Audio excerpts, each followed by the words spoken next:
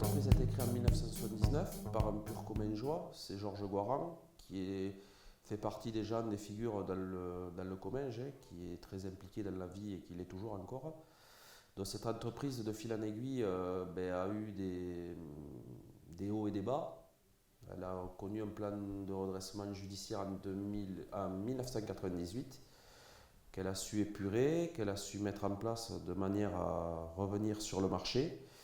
Et depuis que nous sommes à la tête tous les deux avec Fabien, 2011, on a fait des progressions à 2 chiffres tous les ans. Évolution positive, grâce aux hommes. Alors les 2 principaux ils sont là, mais grâce aussi aux hommes de la production qui ont su en fait relever le défi quand on était en difficulté.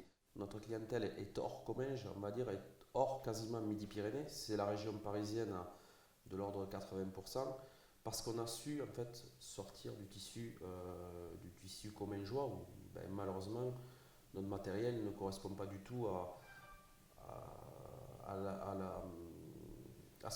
aux besoins commingeois. Les seuls clients que nous avons à l'intérieur de Midi-Pyrénées, c'est Airbus à Toulouse et quelques cafétérias de centres commerciaux, Auch et Tarbes.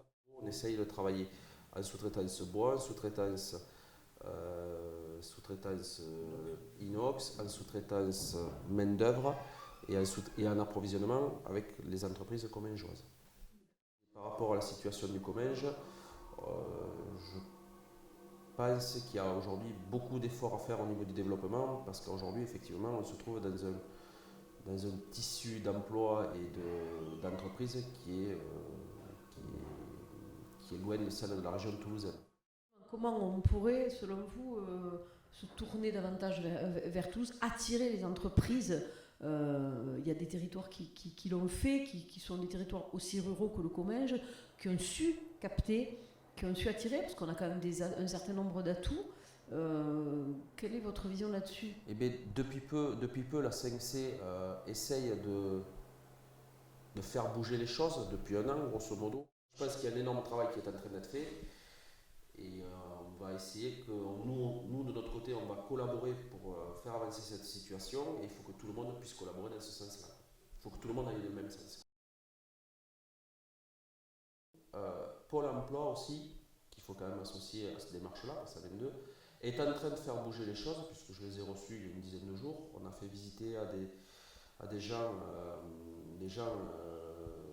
des demandeurs d'emploi, afin de montrer tous les métiers que nous avons en recrutement.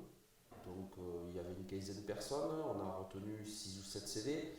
Ça permet aussi de faire bouger les choses. Donc Pôle emploi a pris conscience aussi des problèmes que nous rencontrons par rapport au recrutement.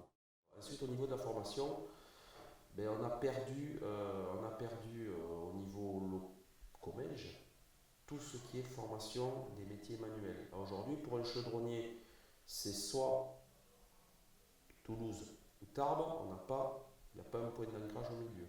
Alors que Gourdin était, je pense, Paul Matou était à même de pouvoir proposer des choses comme ça.